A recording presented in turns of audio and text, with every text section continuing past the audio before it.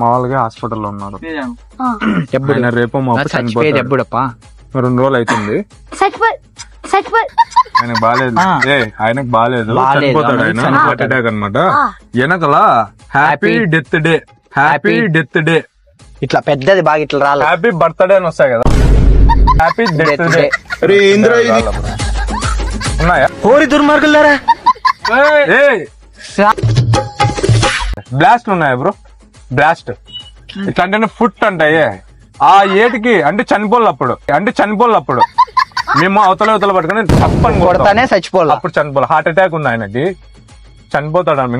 తెగించారా? Celebrations కానీ తెచ్చిన లేవా?